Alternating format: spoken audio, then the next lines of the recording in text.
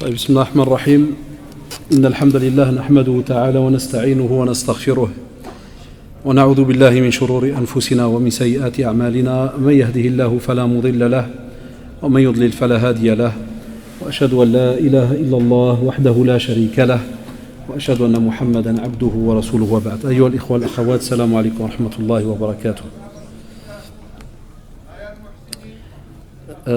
Pour notre rencontre d'aujourd'hui dans le cycle des conférences en français, dans le programme du mois de Ramadan et de la mosquée l'Amal, ce vendredi 16 juin, on a choisi donc de parler des serviteurs du Clément, Ibadur Rahman. Et comme vous le savez, chaque verset d'une sourate mérite une conférence. Ça veut dire que s'il fallait prendre chaque verset dans une sourate, subhanallah, on a l'opportunité d'en faire une conférence. Et lorsque Allah subhanahu wa ta'ala nous a révélé sa parole, c'est parce que c'est un bien tout d'abord immense pour nous, deuxièmement c'est une guidance, et troisièmement c'est notre réussite sur terre. Celui qui veut une certaine réussite sur terre, il n'a pas le choix que de se rattacher donc à la parole d'Allah subhanahu wa ta'ala. Et justement, aujourd'hui, on a essayé d'aller donc dans la sourate Al-Furqan, la sourate donc 25, à partir du verset 63, pour voir quelques enseignements. Et vous aurez remarqué, pendant Ramadan, j'ai fait aussi les 10 premiers versets de la sourate 49, sourate Al-Hujurat. Pourquoi Al-Hujurat? Pourquoi aussi Al-Furqan? C'est parce que, subhanallah, ce sont minimum 2 groupes de versets qui parlent du comportement. Et le mois de Ramadan, parmi toutes les spécificités qu'il a, il y a le côté du comportement. Parce qu'on fait notre possible pour avancer jour après jour dans ce qu'on appelle un changement. Ramadan est là, alhamdoulilah, pour nous aider donc à changer, à parfaire certaines choses. Et c'est pour cela que vous avez remarqué au début, et beaucoup d'imams l'ont rappelé aujourd'hui dans les prêches du vendredi, on a au début tout le monde est content, tout le monde est content, Ramadan est là, on jeûne le premier jour, on se pose des questions, et ça a été dur, ça a été ceci, il y en a qui tiennent les 10 premiers jours. Et après, subhanallah, on rentre dans une certaine routine. Mais il y a 30 jours. Et puis les 10 derniers, on va retrouver des traditions qui vous parlent d'office, comme vous le savez, même une sourate, Inna anzalnahu fi laylatil qadr. Le Coran donc a été la parole d'Allah subhanahu wa ta'ala révélée lors de la nuit du destin. Et on trouve donc des traditions authentiques qui nous rappellent l'importance des 10 derniers jours du mois de Ramadan, parce que dans les 10 derniers jours se trouve la nuit du destin. Et pour sortir de toute divergence, de tout khilaf, la plupart des savants se réunissent avec l'avis de dire que voilà, les 10 derniers jours, vous prenez les jours impairs, comme la nuit que vous avez passée maintenant, donc 21, 23, 25, 27, 29. Et on te dit, accentue dans ton adoration. Rajoute des actes. Fais ton possible. Comme ça, tu gagnes la nuit du destin. Et même Aïcha radiallahu anha recevait un enseignement du prophète sallallahu alayhi wa sallam par rapport au fait de bien invoquer durant donc ces 10 derniers jours. Allahumma innaka afoun karim tuhibbul afwa fa'fu anna. Allah subhanahu wa ta'ala est un grand pardonneur. Mais subhanallah, on te dit Allahumma innaka afoun karim tuhibbul afwa. Parce qu'on sait qu'il y a le maghfira. On a toute une famille dans le domaine, subhanallah, du pardon. Mais qu'est-ce qu'on te dit? On te dit que c'est vrai qu'à la base on ne filme pas à votre aise, parce que c'est une règle dans la mosquée comme ça. Mais il n'y a pas de souci, c'est pas. Il ne faut pas filmer. Ouais, parce que ça a été employé, c'est pour ça qu'il y a une règle dans la mosquée, on ne filme pas. Ça va, Allah, elle sera sur YouTube dans, Inch'Allah, une semaine. Vous pouvez l'enlever, la mettre. Et comme ça, il n'y a qu'un truc officiel après.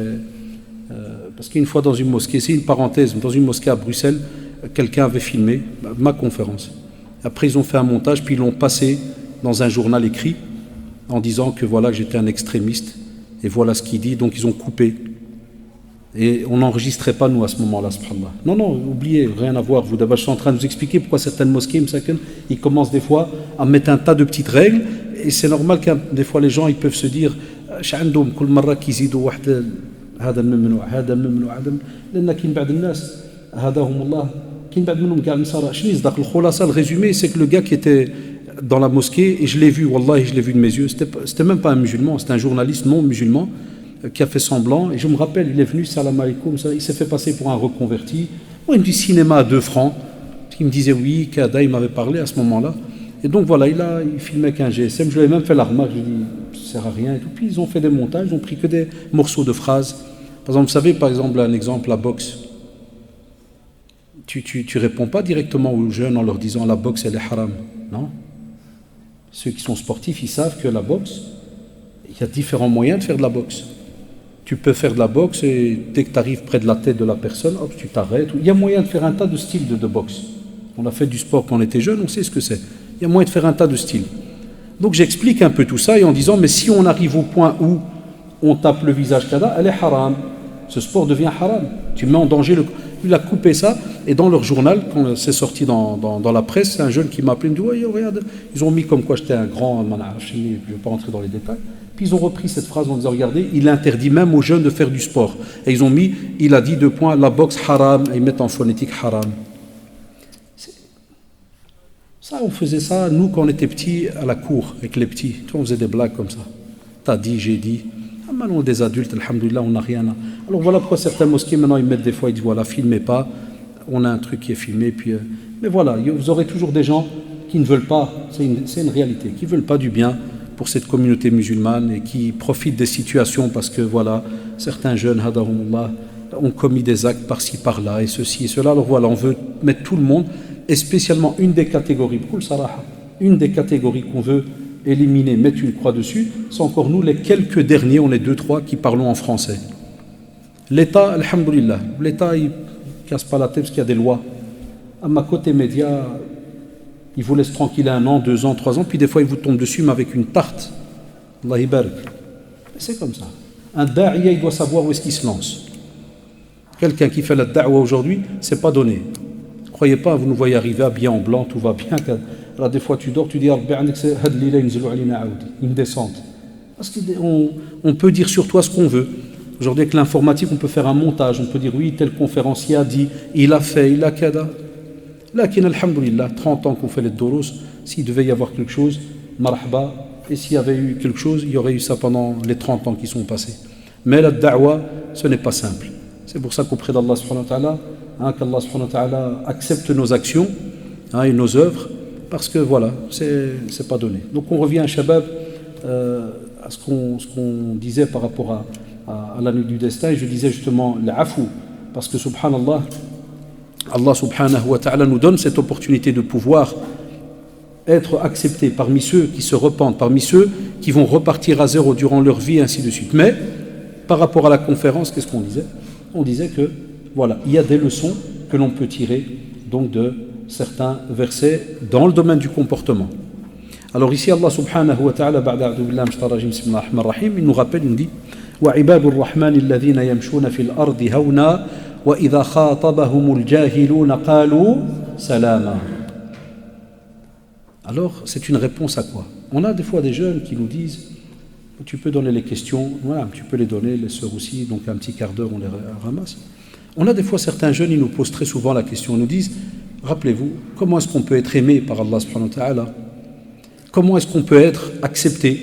Comment est-ce qu'on peut sentir? Ça revient très très souvent, des jeunes qui te disent comment est-ce qu'on peut ressentir que Allah subhanahu wa ta'ala nous accepte, qu'on est des proches d'Allah subhanahu wa ta'ala. Et souvent je dis aux jeunes, tant que vous ne lirez pas le Coran comme il se doit, vous n'allez pas trouver certaines réponses. Ou bien vous allez croire que c'est difficile comme sujet.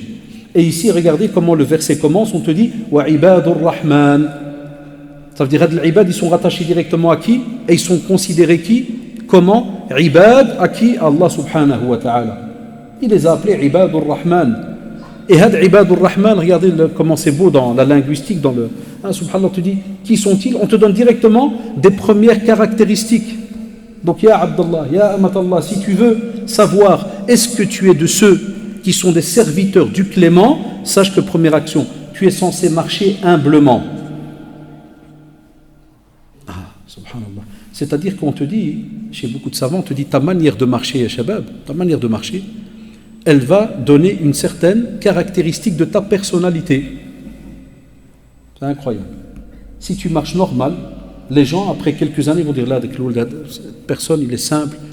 Tu marches comme un coq, tu borses le ton, le cada, ceci, cela, on va dire celui-là, c'est bizarre. Parce que souvent, ce n'est pas ce qu'on appelle la démarche habituelle d'un musulman. Et c'est une sunna d'Allah sur terre.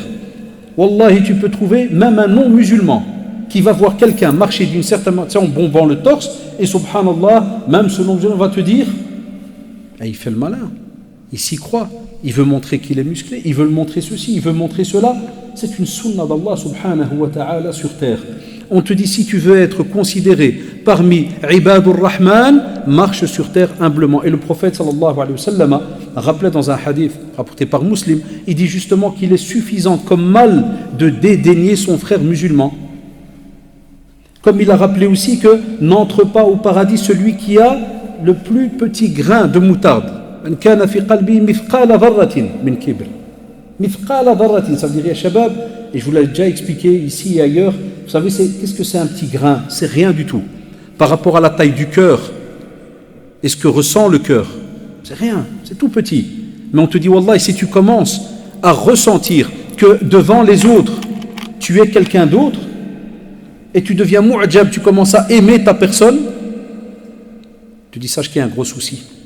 Tu commences à dénigrer les autres, sache que wallah, il y a un gros souci. Et tu ne pourras jamais être aimé par Allah subhanahu wa ta'ala, puisque comme l'a dit le prophète dans ce hadith authentique qu'on a cité le dernier, il te dit La yadkhulul jannah, n'entre pas au paradis. Sans oublier, alhamdulillah, qu'on a des explications données par certains de nos savants et qui nous disent La yadkhulul jannah, ça ne veut pas dire qu'il est non-musulman, kafir.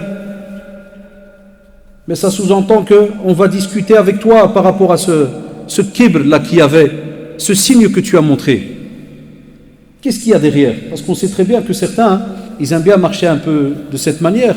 C'est juste pour se remonter le moral parce qu'il vient de payer un entraînement, il vient de payer 100 euros pour une année de salle, de fitness, et donc à peine il bouge, il sent que ça tire. Donc, est-ce que tu vas l'accuser que c'est un orgueilleux?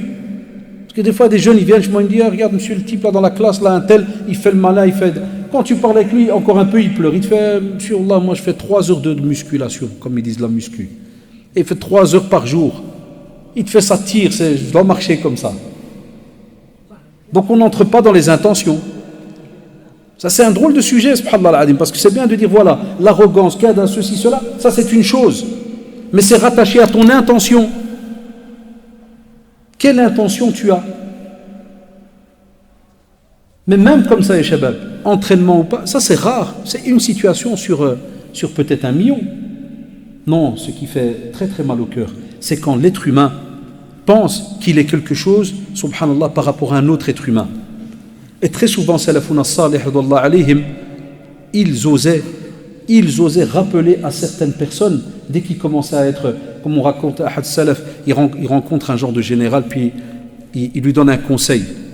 Donc la personne, subhanallah, lui donne un conseil, mais il ne lui a pas parlé en prenant Zamanaka, oui, Sa Majesté, ou bien ça, monsieur le général. Là, il a parlé directement. Et l'autre, il lui a dit, est-ce que tu sais à qui tu viens de parler? C'est comme ils font certains aujourd'hui. Tu sais qui je suis? Tu entends souvent ça. Tu sais qui je suis? L'autre, subhanallah, il lui a dit, oui, je sais qui tu es. Sahabla dit, tel général, un tel, kada. Qallo, tu es celui qui était qu'une goutte de sperme, qui est sorti des parties intimes de son père, pour entrer dans les parties intimes de qui? De sa mère. C'est une sunna d'Allah sur terre et shabab. On est né après une relation entre le père et la mère, jusqu'à ce qu'Allah subhanahu wa ta'ala dise kun fayakun, sah ou là. Qallo, voilà comment tu es né. Qallo, et après, pendant ta vie, tu as transporté quoi? Des excréments. Sharafallahu qadrakum. Sah ou là. Chouf quelle ni'ma dans notre création. Chouf quelle rahma venant d'Allah subhanahu wa ta'ala. On est tous assis ici à Shabab. Et qu'est-ce qu'on transporte dans notre ventre? Du musc. Billah alikum. Chouf quelle rahma venant d'Allah subhanahu wa ta'ala. Il lui a dit, tu transportes qadira, tu transportes du. Et il lui a fait comprendre aussi que, attention, et quand tu vas mourir, ça c'est une généralité, ton corps, ça va devenir un cadavre puant. La preuve, ta famille, ta femme qui t'aime, tout ce que tu veux, wallah, ils ne pourront rester assis à côté de toi. Sauf quand on entend, subhanallah, des doros par rapport aux mujahidou, combattant dans la voie d'Allah, subhanahu wa ta'ala. Comme vous le savez, on l'a vu dans la sira du prophète, sallallahu alayhi wa sallam, et ainsi de suite. On te dit, subhanallah, des fois même, wallah, tu sens du musc. Ça, c'est une catégorie bien spécifique de personnes. Mais le reste, comme vous le savez, la plupart du temps, le corps se détériore au fur et à mesure, il devient cadavérique et l'odeur, comme vous le savez, on ne peut pas tenir. D'où on l'enterre directement aussi. Dans la sunna, on l'enterre pas spécialement à cause de l'odeur, non, comme vous le savez, c'est une sunna prophétique. Parce qu'il y a les questions-réponses qui doivent commencer, on ne tarde pas. Mais donc regardez comment il lui a expliqué la chose pour dire, tu me dis qui tu es, mais qu'est-ce que ça va changer dans la discussion? Et il y a des gens, ils font ça. Tu as demandé de faire. Il y a même des gens, qu'Allah nous préserve, ils passent leur vie à avoir peur des autres. Chaque fois que tu viens dans un bureau, tu vas demander quelque chose et que ton haq, ton droit, on ne te le donne pas, tu as l'autre qui va te dire, tu sais à qui tu parles? À qui je parle? Bani Adam, c'est un être humain. Et on reste poli. Parce que de l'autre manière, le respect, ça c'est autre chose. Le respect vis-à-vis d'une personne, il nous est demandé toute notre vie. Comme par exemple le respect qu'on a vis-à-vis de nos mashayikh, de notre dua, de nos imams. Vous avez vu tout à l'heure par exemple Cheikh Hafidahullah l'imam, il vient saluer, on a tout un respect, il y a tout un, quand on dit le mot protocole, c'est pas du cinéma, c'est réel. Il y a tout un respect, subhanallah, parce que ce sont tous des familles. Imams, c'est des huffad, ils me dépassent de loin, c'est une autre famille, subhanallah. Et chacun d'entre nous, ça c'est beau. Et c'est pas de l'orgueil, ni de l'arrogance, ni quoi que ce soit. On se dirait, purée, l'autre il lui embrasse la tête, donc ça veut dire que, abadan, c'est parce que ce sont des familles qui se rencontrent. C'est incroyable. Non, ici, ce qui est touché, c'est de faire attention, que tu ne marches pas avec arrogance. Marche humblement. On te dit aussi, que le prophète, sallallahu alayhi wa sallam, dit, il est rapporté par l'imam Ahmed, il dit que quiconque s'enorgueillit et manifeste de l'arrogance dans sa démarche, Allahu Akbar, il met en garde quiconque, toute personne qui, subhanallah, va montrer un peu d'orgueil dans sa manière de marcher, il va rencontrer Allah subhanahu wa ta'ala, alors qu'Allah subhanahu wa ta'ala sera en colère contre lui. Allah. Tilqa Allah subhanahu wa ta'ala wa huwa ghadbanun alayk. Ghadban, vous savez c'est quoi ghadabullah? Vous savez c'est quoi la colère d'Allah subhanahu wa ta'ala? Tu peux être matroud min rahmatihi. Wallah, tu peux être rejeté de sa clémence. Combien de fois je taquine les jeunes, parce que c'est à eux que je parle souvent aujourd'hui, dans ma vie, ils me font tous rire en septembre, dès qu'ils rentrent à l'école. Parce que c'est le premier jour. Wallah, dans la cour, t'aurais dit une basse-cour de coq. Il n'y a que du faux et usage de faux. C'est que du Armani du Maroc ou de Turquie, Mohim. Il n'y a rien de vrai. À 99, je peux aller loin, du 99%, c'est que du faux, usage de faux. Et des fois, je les taquine dans la cour, quand je les crois, je fais descends de 10 cm, deviens normal, arrête de te gonfler. Je rigole avec lui, je dis, et je bute le débat, je soutire des fois certaines, je lui dis, sincèrement, sois honnête. Tu ne sens pas que tu es un autre. Ah Allah, non, c'est pas ça. Si, mais pourquoi alors tu marques? T'es né comme ça, là, avec tes épaules qui vont à l'arrière. Alors là, c'est une malformation, ça arrive. Hein. C'est très bien que. Alors de nouveau, on doit expliquer ça aussi à nos enfants. C'est pas parce que tu as une nouvelle coupe, une nouvelle chemise, une nouvelle veste et qu'il y a une marque dessus. Les voitures, la même chose. Ne le prenez pas mal, hein. Combien de fois on a eu des amis qui avaient des voitures déglinguées et il roule adi kada. Le jour où il sort une nouvelle, il met des lunettes noires, il sort kada, kmija les blanches. Et on en a eu dans le quartier. Moi j'étais un baisse l'avant. C'est comme ça que j'ai appris le métier de da'wah. J'allais chez lui, salam alaikum, qu'est-ce qui a changé, frère? Je dis, depuis que tu as acheté la nouvelle voiture, je dis, dans les lunettes gaffat, là, comme on dit chez nous, qu'est-ce qui se passe? Quelle différence entre la semaine passée et cette semaine? Parce que la voiture était vieille, donc maintenant, tu dois montrer que tu es un. Reste naturel. Reste naturel. Et les jeunes, ils ont cette petite problématique ou pas? Dès que l'été arrive et qu'ils louent à 20 une voiture décapotable, et qu'ils passent dans le quartier tout HD, de la tête aux pieds, les bras qui se. Tu lui dis, hey, c'est pas parce qu'on parle ici de marché. Certains savants contemporains, ils te disent on peut aussi aller voir ceux qui sont en voiture. C'est une manière de marcher à Shabab. C'est une manière de marcher. Et on se pavane dans les rues. Et ça tombe bien que je fais le rappel maintenant parce qu'on va peut-être plus se voir. Les vacances arrivent, kada. Il y en a qui vont partir avec cette intention-là au pays et qui vont réveiller des pauvres. C'est la conférence que je vous donne chaque fois en fin d'année à ceux qui partent en vacances. Sauf cette année, comme c'est Ramadan, le programme il est un peu indifférent. Mais l'année passée, si vous vous rappelez, on en a parlé. Et on s'est mis en garde entre nous en disant qu'on craigne Allah subhanahu wa ta'ala. On va vers un pays où il y a des riches qui sont encore plus riches que nous, mais il y a aussi des pauvres. Et il y en a qui ne vont pas marcher humblement. Et il y en a qui vont arriver dans des villages et qui vont montrer que c'est quoi ça? Qu'est-ce qu'on fait ici? Il y en a qui vont faire la remarque à leurs parents. Il y en a qui vont être assis avec des pauvres et qui vont même pas accepter qu'on vienne les embrasser, ou des cousins pauvres parce qu'ils sont dans le flaha, ils sont agriculteurs, et ils sentent la bouse de vache et tu viens chez toi, allez dégage, c'est purée la bouse. Ah ouais, naam. Tout ça, ce sont des pointes qui s'installent, wallahi ya shabab, dans le cœur. Ça s'installe dans le cœur. Vous ne pouvez pas être étonné à quel point le cœur c'est comme un aimant. Un nafs, c'est pire si tu ne la travailles pas. Et vous en connaissez les doros là-dessus. On te dit aussi, Allah alik, répondre avec douceur. C'est pour ça qu'Allah subhanahu wa ta'ala, il l'a rappelé, il a dit wa idha khatabahumul jahiluna qalu salama. Al-jahilun, ça c'est un gros souci. Al-jahil, l'ignorant, on peut en avoir de toutes sortes. Tu peux avoir un jahil positif, c'est drôle ce que je veux dire, comme ça, un ignorant positif et un négatif. Tu peux avoir un jahil positif, quelqu'un qui vraiment, au sens propre du terme, n'est pas au courant. Il vient chez toi et te dit combien de prières il y a. C'est pour ça que le Coran doit le décortiquer. Pas tu lis quelque chose et puis tu lis subhanallah en français, donc si jamais l'ignorant lui parle, donc l'ignorant c'est le type qui ne connaît pas. Donc quand il vient chez toi et te fait tu peux me dire combien de prières il y a? Salam ma frère, salam. Genre à l'ignorant. On te dit de là. Ici, l'ignorant qui est cité à Shabab, c'est des fois celui qui va jahil, mais qui va te montrer un comportement, une manière de parler qui est tout à fait contraire à la sunna du prophète sallallahu alayhi wa sallam et de ce qu'attend de toi Allah subhanahu wa ta'ala. C'est-à-dire quand il va te parler méchamment, il va peut-être te rabaisser en parlant, il va lever la voix sur toi,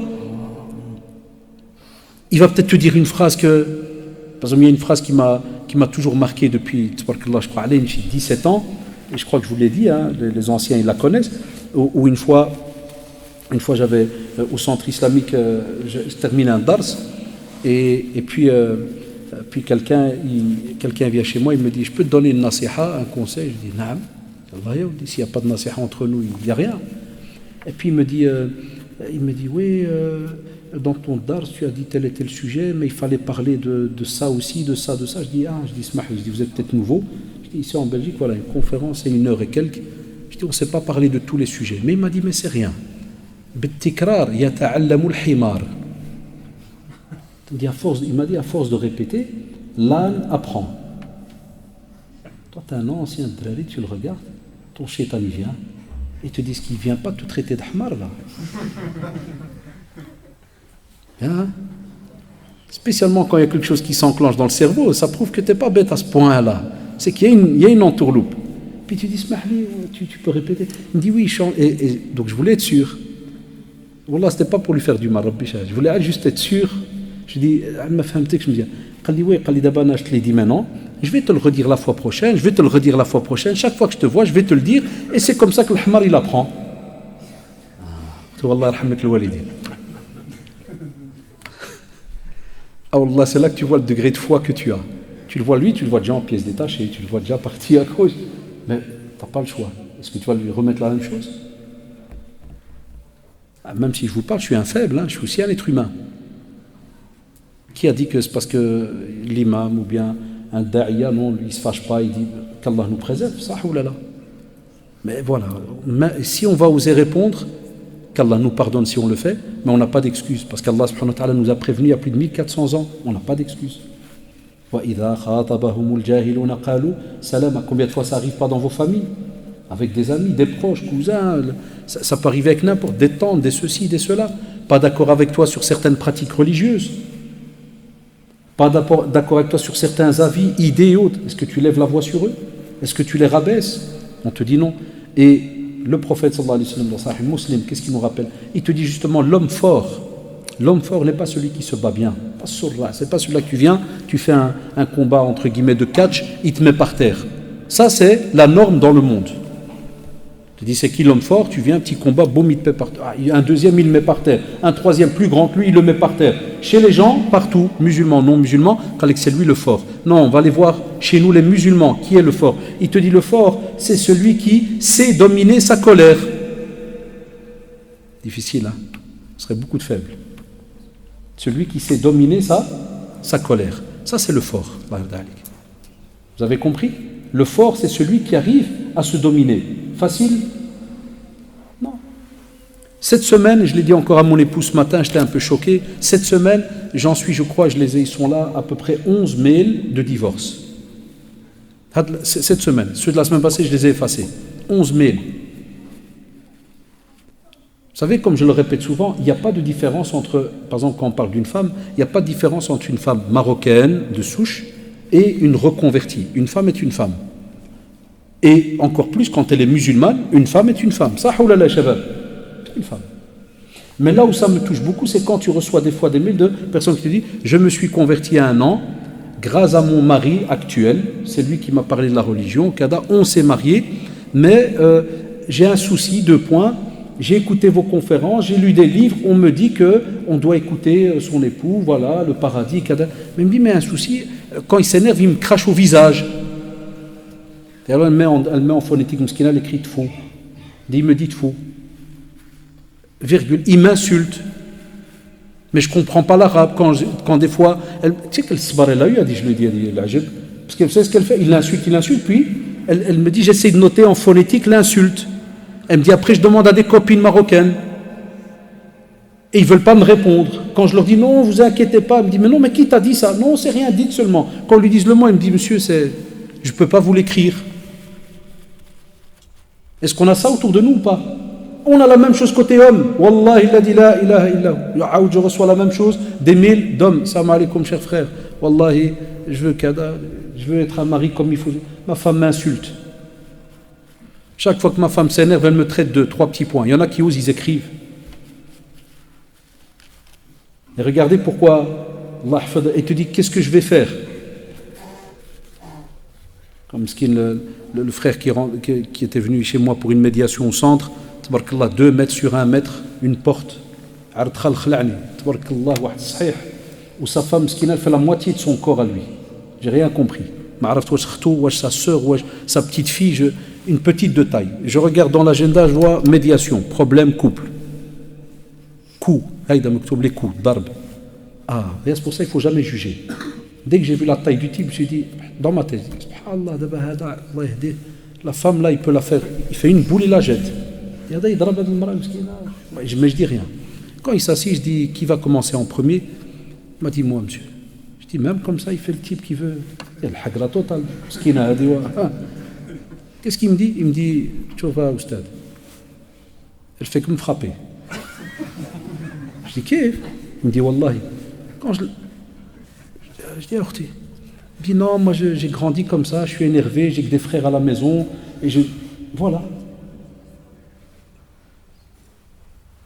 Donc, on a un verset.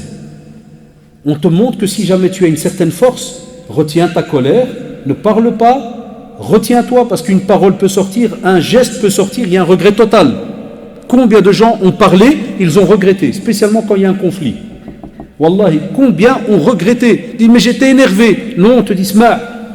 Voilà pourquoi il y a des frères et des sœurs, ils n'acceptent pas quand on leur dit, trop tard, tu dois comprendre que, pour commencer la discussion, t'es en tort. Oui, mais il m'a énervé. T'es en tort.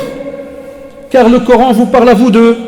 Lui, on va le juger, entre guillemets, religieusement, sur ce qu'il t'a fait. Mais toi, on va aussi te dire, Allah subhanahu wa ta'ala t'a parlé, ya Abdullah. Et il t'a dit, tu dis salama, dis une bonne parole ou tais-toi. Man kana yu'min billahi wal yawmil akhir falyaqul khayran ou liyasmut. T'as pas le choix. Dis du bien ou tais-toi. C'est compliqué, Shabab.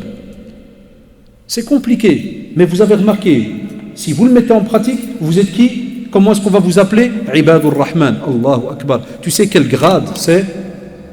Tu sais qu'en tant que musulman, on a le droit, Shabab, quand on voit des versets comme ça, de se dire, Allahu Akbar, moi je fais mon possible. Ben, effectivement, premier verset, je le mets en pratique. Deuxième, je le mets. Troisième, je le mets. Quatrième, je le mets. Est-ce que tu n'as pas déjà une réponse?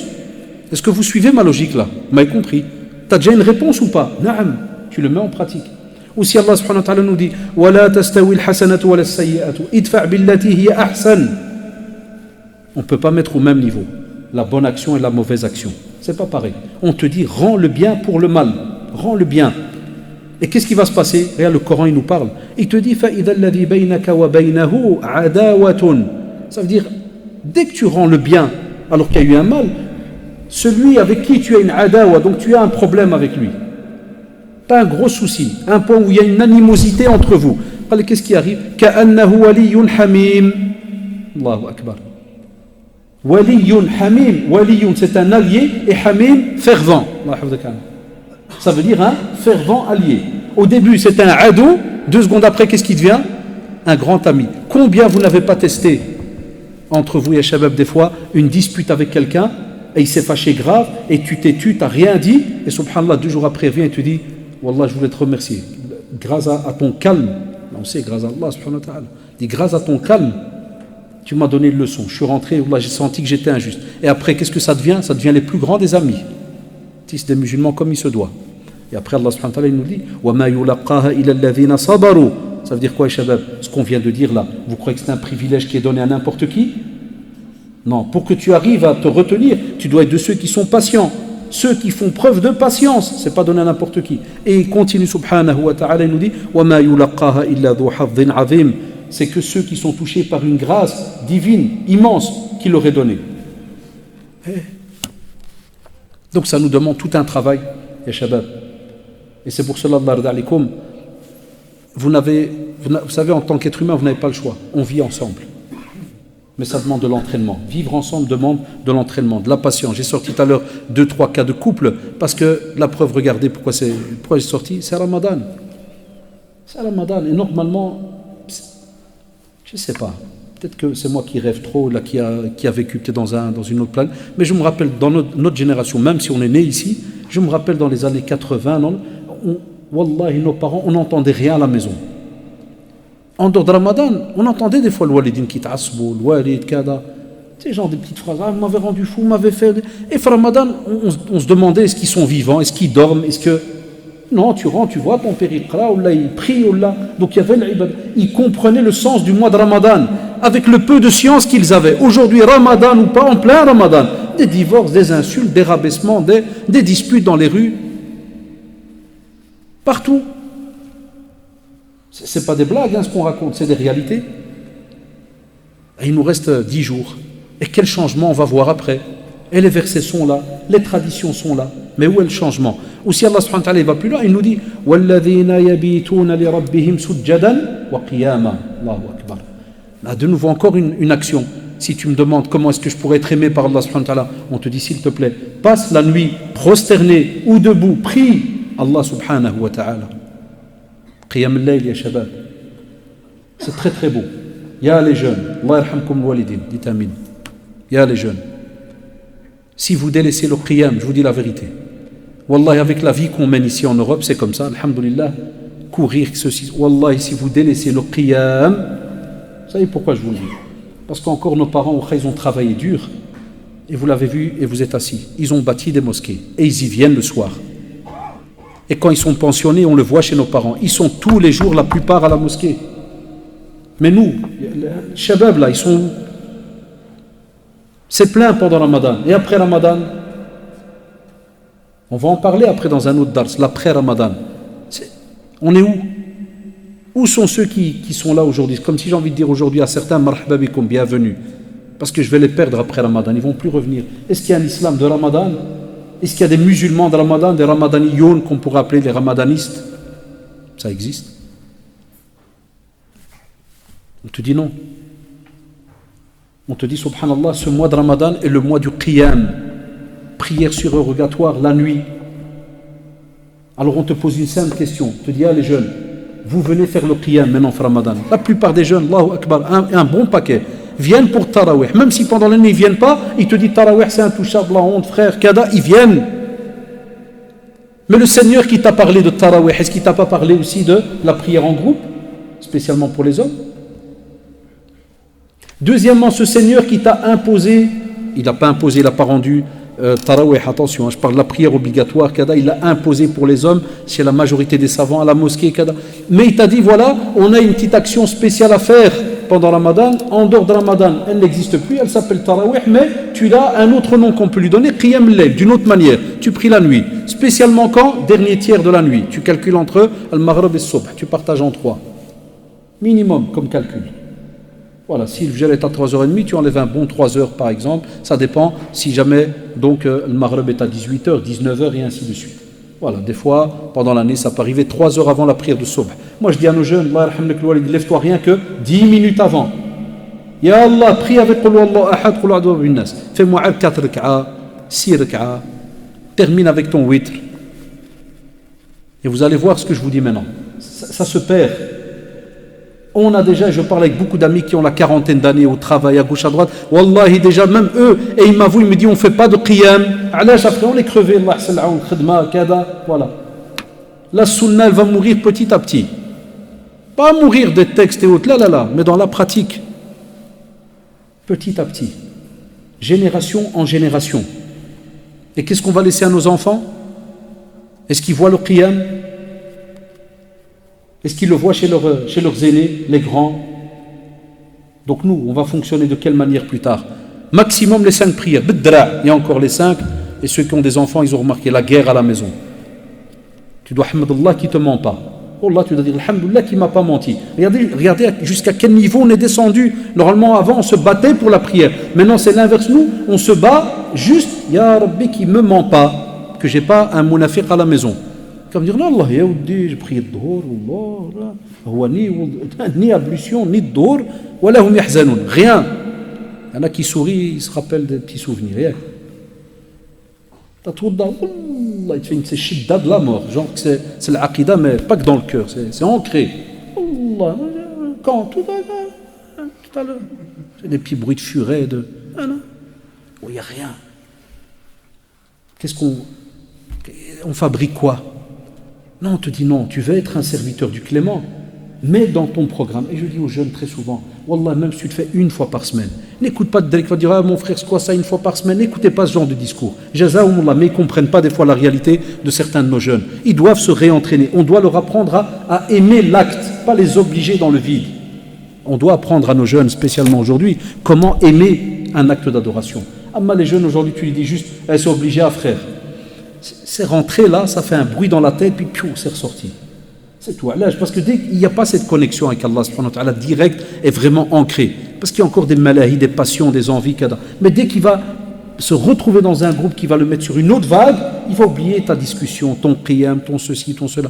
Donc voilà pourquoi on vous dit, apprenez maintenant pour que quand vous aurez vous-même vos enfants, vous serez capable de leur faire aimer un acte d'adoration, pas juste leur dire obligé. Parce que déjà la prière, ça c'est indiscutable, mais le qiyam, ça demande une force en plus, ya shabab. Ça demande une force en plus. Vous savez, rentrer dans un lit douillet, tranquille, et mettre une alarme pour 3 heures, parce que tu vas faire 4 rak'a ou 6, ou là. Vous croyez que c'est donné à tout le monde? Voilà pourquoi c'est cher d'être ibadur rahman, c'est cher, il faut bouger, tu n'as pas le choix. Le prophète sallallahu alayhi wa sallam, dans un hadith d'Abu Huraira radiyallahu anhu, rapporté par Muslim, il dit, le meilleur jeûne après Ramadan, c'est le jeûne qu'on fait durant le mois de Muharram. Muharram, c'est quel mois ça? C'est quoi ce silence? Ça manque le respect. Dans le calendrier, c'est lequel? C'est le mois où on fait le Hajj, yak. Vous vous rappelez, il y a Muharram, c'est le mois où on a terminé le Hajj, parce que c'est Dhul Hijjah, juste avant Dhul Qi'da, ça. Puis on termine donc le Hajj, ça ou là. Le mois se termine, après c'est lequel? Muharram. C'est comme janvier, premier mois du calendrier, Muharram, Safar, Rabi' al-Awwal, Rabi' al-Thani, ça ou là. Donc on te dit, c'est un mois, hein, il est bien de jeûner dedans. Et puis il te dit, et la meilleure prière après la prière obligatoire, c'est laquelle? C'est Salat al-Layl. C'est la prière de nuit. Donc regardez, on a les mêmes actions, on a un jeûne, on a une prière.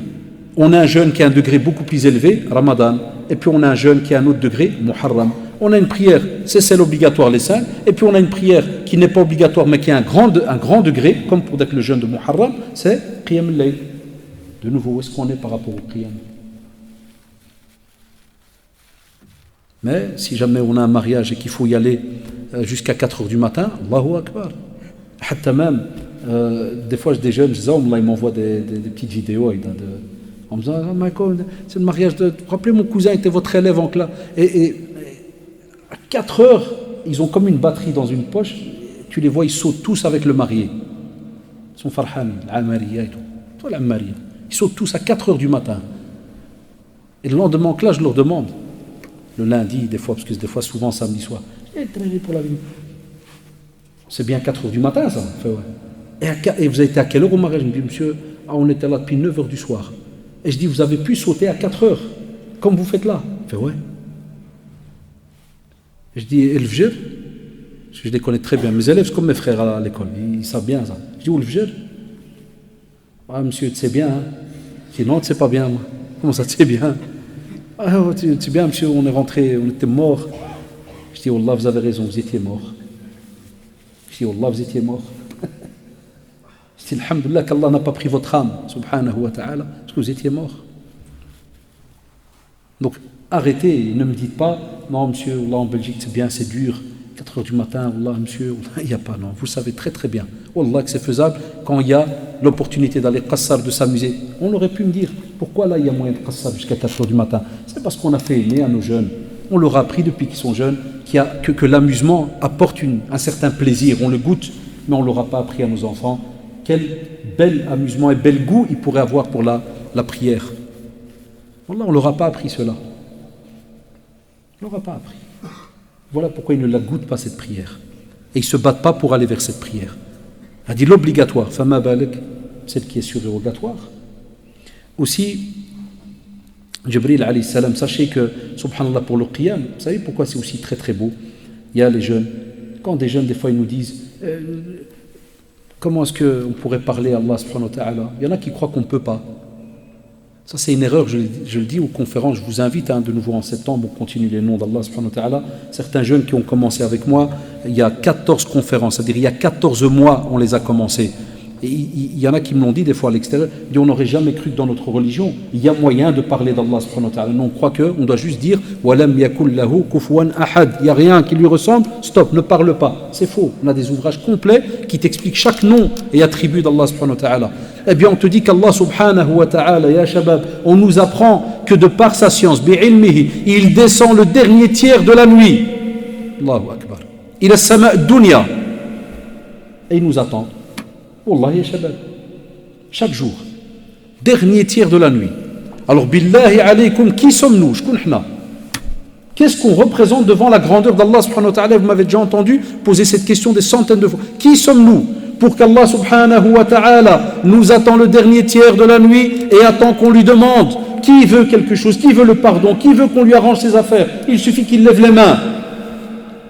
Et nous, al-'iyadu billah, on en a certains, ils dorment, quelques-uns qui se réveillent, d'autres qui sont peut-être zina, wal-'iyadu billah, ils sont à gauche, à droite. Et vous savez de quoi je parle? Et on s'étonne que ça ne fonctionne pas. On va arrêter, on ne récolte plus de questions. On s'étonne que ça ne fonctionne pas. Aussi, on te dit que Jibril, alayhi salam, rappelez-vous, il avait posé la question au prophète sallallahu alayhi wa sallam sur l'ihsan. Vous vous rappelez, hein? أن تعبد الله كأنك تراه فإن لم تكن تراه فإنه يراك الإحسان. Donc, subhanallah, tu veux en quelque sorte montrer dans ta prière et tu veux montrer aussi dans ta pratique, tu veux montrer dans toutes tes actions cette bienfaisance, ce subhanallah, cette manière, ce comportement vis-à-vis d'Allah subhanahu wa ta'ala, comme si tu es persuadé, il te voit. Un point où même si toi tu ne le vois pas, sache que lui, il te voit. Ça c'est le plus bas degré. Les ulama, ils ont dit ça c'est le top. Ça veut dire que c'est le plus beau degré, que tu adores Allah subhanahu wa ta'ala et tu es persuadé il te voit. Si jamais tu ressens pas cela, regarde la clémence de nouveau, rahma d'Allah subhanahu wa ta'ala. Ça veut dire que le plus bas degré, sache au moins minimum qu'Allah subhanahu wa ta'ala il te voit. Alors ya shabab, qu'est-ce qu'il n'y a pas plus beau dans le qiyam que te retrouver seul? Parce que la différence au qiyam pendant l'année par rapport au qiyam Ramadan, vous avez remarqué, tout le monde est là. Tout le monde vient bien habillé, beau qamis, kada. On prie tous ensemble. Des fois, on peut même entendre des remarques. Ça, des fois, on peut entendre t'as vu, tabarakallah, le jeune là, il a drabé les 20 rak'at. Il a fait ci, il a fait ça. Tu sais, on capte des choses. C'est là que le shaitan y vient, des fois l'ostentation, le riya, et ainsi de suite. Qu'Allah nous préserve. Mais le qiyam, ça, ce qui est beau, c'est que personne, sauf toi et Allah subhanahu wa ta'ala. C'est là qu'on voit les vrais courageux. Des fois, moi, j'ai des jeunes, ils me répondent, je dis, fais tarawih, il me fait, ouais, ça tombe bien, parce qu'on va quand même rester la nuit réveillé. Alors je vais jamais. Et on rencontre Drari, on discute, il y a un groupe qui répond comme ça. Il y a un autre groupe qui ne va pas te parler de rencontre autre, mais il va te dire, on est quand même réveillé. Est-ce que c'est le but de l'adoration? On te dit non. C'est parce que tu vas aller rencontrer Allah subhanahu wa ta'ala. Car, ya shabab, quand vous priez, l'endroit où tu es le plus proche d'Allah subhanahu wa ta'ala, c'est lequel? Sujoud, prosternation. Enfin, imagine, tu es chez toi, dans ta chambre, en plein dernier tiers de la nuit, tu fais quelques rak'at, tu lèves les mains et tu invoques. Et on sait que dans d'autres versets, Ud'ouni astajib lakum, Allah subhanahu wa ta'ala dit, je réponds à ton invocation. Elle invoquée. Et nous, on répond absent. Et nous, on ne se lève pas. On ne doit pas être étonné.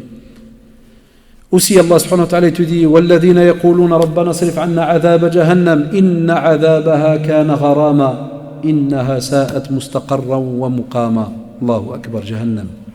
Jahannam, ya shabab. L'enfer. L'enfer, ya shabab, ici, ça a été la tournure dans le verset, comme vous l'avez remarqué, il dit وَالَّذِينَ يَقُولُونَ. Ça veut dire que, subhanallah, Allah subhanahu wa ta'ala nous montre et nous dit, et c'est une belle éducation pour nous, on doit invoquer. On doit invoquer. Rabbana sirif anna adhab jahannam. Ça veut dire, ya Allah, fais en sorte que tu nous épargnes le supplice de Jahannam. Invoquez, ya shabab. Même quand vous faites le tashahhud, vous le savez, Allahumma inna a'udhu bika min adhabi Jahannam ou min adhabi al-qabr. Les deux. Ces deux moments, wallahi, très très durs pour chacun d'entre nous. Ces deux moments très très durs. On n'imagine pas la tombe et wal'iyadu billah Jahannam. Et aujourd'hui, on a des personnes, des fois, ils te font la remarque et tu lui dis, ah, qu'est-ce que tu fais là? Jahannam et tout, tu fais, c'est pas tes affaires. Si je rentre, c'est pas tes affaires. Si je rentre, qui rentre où elle dit? Si je rentre, c'est pas tes affaires. Tu vois, tu sais de quoi tu parles. D'autres qui prend l'argent d'un autre, il lui dit, remets, je vais pas te lâcher, il se peut que tu vas à Jahannam. Oh, si je vais à Jahannam, viens me rendre visite. Il rigole.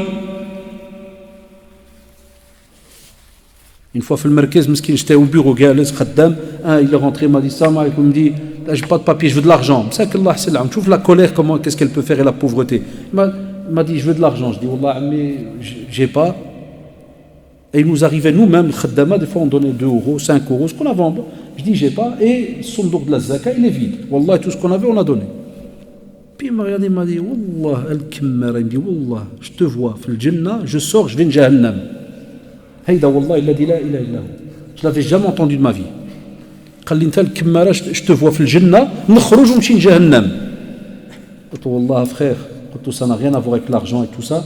Toi tu as soulevé un autre sujet. Wallah, si tu pouvais savoir c'est quoi Jahannam, si tu avais étudié des ouvrages qui t'expliquent c'est quoi Jahannam, tu voudrais même pas y penser.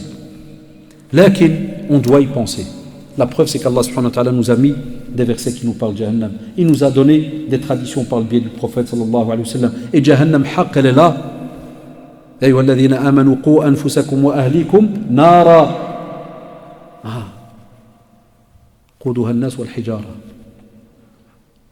وقود, ça veut dire que ce qui va ravifier avec la braise et tout là, ce qui va faire bouger un petit peu avec le feu et qui va faire que le feu va rester ardent, c'est quoi? La pierre et l'humain.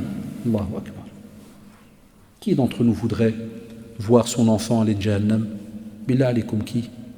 Quel père, quelle mère voudrait voir son enfant aller de Jahannam? Qui voudrait voir son père aller de Jahannam? Qui voudrait entendre Yawm al-Qiyamah khudhuhu faghulluhu thumma al-jahima salluhu, prenez-le, enchaînez-le et puis Jahannam jetez-le? Qui voudrait entendre cela par rapport à son épouse, son mari, ceux qui l'aiment? La plupart vont me dire non, à part ceux qui ont un problème avec quelqu'un. Non, ça c'est une minorité. Là on parle de la généralité. La plupart on ne veut pas. On aime nos proches, on aime nos amis.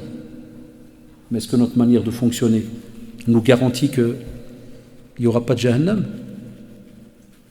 Jahannam, haqq ya shabab, c'est une réalité, c'est une vérité. Pas comme pensent certains, ils me disent, ouais, mais monsieur, moi j'ai lu un texte, Man qala la ilaha illallah, dakhala al-jannah. Naam. Ouais. Va voir ce que les savants ont expliqué. C'est un sujet vaste. Les jeunes, ils croient que c'est juste une petite phrase sur Internet et il a déjà la science par rapport à ce hadith. Là, va voir ce que les savants disent. Quand tu sais que tu as une grosse partie de savants qui te dit tu meurs, bidoun salah, ils vont même pas discuter avec toi sur le fait est-ce que tu croyais qu'il y a la prière ou tu ne croyais pas. Non, ils discutent même pas avec toi. Qu'est-ce qui s'allait? Kafir, salam alaikum, discute pas. Quand tu dis hey, cheikh, qu'est-ce qui se passe? Il te dit c'est très simple mon frère, comment ça, qu'est-ce qui se passe? Pas de prière funèbre, pas de lavage, pas d'héritage, rien, et tu ne l'enterres pas avec les musulmans. Qu'est-ce qu'on fait? Ça j'ai entendu, wallah, j'ai entendu une discussion de fatwa avec un cheikh en Arabie. Quand tu creuses un trou dans le désert et tu le jettes dedans. Allah. Vous imaginez, Shabab, c'est une fatwa, c'est réel. C'est un des avis qu'il y a chez certains savants. Et on ne rabaisse pas cet avis. Parce qu'ils ont leurs preuves, ils ont tout dit. Comment ça? Comment ça, Shahadu Allah ilallah, Shahadu Muhammad Rasulullah? On t'amène un hadith, on t'explique, voilà, Jibril alayhi salam, il vient, le hadith, vous vous rappelez de Omar radiallahu anhu, hadith Jibril, il se met en face du prophète sallallahu alayhi wa sallam, il lui pose des questions par rapport à l'islam, à l'iman, à l'ihsan, l'heure, et dedans lui parle les piliers de la foi, piliers de l'islam, Allahu Akbar, 36 cours, prophète sallallahu alayhi wa sallam, 23 ans de da'wah, 23 ans de da'wah. Après tu viens de prier, frère, non, parce que je sens pas l'intracité de la... Après, le Jannah, frère, oui. Laquelle? Par rapport à ta théorie bizarre, c'est quel Jannah tu parles? Non, il y en a, ils sont convaincus. C'est pour ça que ces savants-là, ils te disent là, ils rigolent de la religion. Ils rigolent. Son seul devoir, on lui a demandé il veut pas. Il leur a été juste ordonné de quoi? D'adorer Allah subhanahu wa ta'ala, de lui vouer un culte sincère. Mukhlisina lahuddin. Il veut pas. Et tu lui reposes la question, paradis frère? Oui, c'est normal, oui, Jannah. Ils lui disent non. Alhamdulillah, que d'autres savants, jazahumullah, ils disent, on ne va pas lâcher cette personne, on va continuer à lui parler, il doit saller, il doit, et puis ils disent voilà, il se peut qu'il va passer une jahannam. Mais comme il a dit la ilaha illallah sincère, Allahu a'lam, il n'y a qu'Allah qui sait quand est-ce qu'il va le ressortir de jahannam et le mettre fil jannah. Ou bien Allah subhanahu wa ta'ala va peut-être lui pardonner ses péchés. Allahu Akbar. C'est entre les mains d'Allah subhanahu wa ta'ala. Donc tu n'as aucune certitude. Et si tu es sincère, tu ne peux pas jouer à pile ou face, tu ne peux pas me dire, tu sais quoi, c'est Haddash. Moi, je suis sincère, Allah, Dieu existe et tout. Billah al-Adim, c'est notre prophète, j'ai aucun doute. Je ne prie pas, ouais, Inch'Allah, on verra. Dieu est grand. Vas-y, joue, tu verras. Joue. Parce qu'on te dit, Allah alik. Jahannam, regardez. On te dit, ne sous-estime pas. Utba ibn Ghazwan radiallahu anhu dit que le prophète sallallahu alayhi wa sallam a dit, écoutez bien, dit, certes, une grosse pierre est jetée au bord de l'enfer, elle tombe durant 70 ans. Les frères français qui nous écoutent après les sœurs, 70 ans. 70 ans sans arriver au fond. Allahu Akbar. Vous savez, une année, 300, combien de jours? 360, Z, 5, yak, une année. Drap fois 70. Où Yahwada, elle descend. On a d'autres hadiths, hein, parce que vous vous rappelez, on a fait l'Yawm al-Akhir, vous vous rappelez la silsila qu'on a fait de conférence hein, sur les piliers de la foi, on a parlé de Jahannam, si ceux qui suivaient. Hein. Il y a même des textes qui te parlent même de chamelles pleines que tu pourrais jeter pour montrer que c'est lourd. Elle descend. De Jahannam, regarde la profondeur, c'est une pierre. Et Omar radiallahu anhu, rapporté par le même Tirmidhi, authentifié par Cheikh al-Albani, il te dit, rappelez-vous souvent de l'enfer, car certes sa chaleur est intense, le fond de l'enfer est loin et ses massues sont de fer. C'est-à-dire ceux qui vont adab Jahannam, ils ne vont pas venir chez toi juste te laisser dans Jahannam, point barre. Il y a tout un adab, wal'iyadu billah. De nouveau, quelqu'un qui ne serait peut-être pas musulman qui nous écouterait. Tu peux qui va dire, oh là, c'est chaud chez vous, hein. Ça fait peur, hein. On lui dirait, Wallah, c'est comme le système chez vous du code pénal. Quand tu ouvres le code pénal, la loi, tu peux trouver des peines de 20 ans, il y a réclusion à perpétuité, condamnation à mort dans certains pays, en Amérique, une piqûre, c'est juste ou pas? Est-ce que ça te fait peur? Non, Wallah, ça ne fait pas peur. Tu sais pourquoi? Parce que tu n'es pas un hors-la-loi. Ça? Tu suis la loi comme il faut. Tu vas avoir peur? Tu arrives en Californie, j'invente, ou Texas, ils aiment bien piquer là. On va dire, voilà, tu as fait kada, on te pique, mort. Si tu es quelqu'un, mashallah, qui craint Allah, tu vas avoir peur de rentrer au Texas? Jamais de la vie. Même s'il y a la peine de mort, tu rentres, tu fais ton voyage, tu sors. L'islam, c'est la même chose. On te dit, voilà, tu veux pas Jahannam, voilà ce que tu dois faire durant ta vie. Quelques travaux. Wallah, quelques travaux. Fais ça, Allah subhanahu wa ta'ala, il est clément, il est pardonneur. Toi, tu me dis non, je prie pas, non, kada, non, ceci, et j'aurai, Inch'Allah, le paradis. Je te dis non.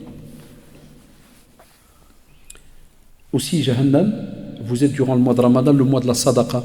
Cheikh, tout à l'heure, Hafidahullah, l'imam, il a dit voilà, il y a une femme, elle a des soucis, kada. On entend un peu partout, hein, ça arrive même dans nos familles, un petit problème.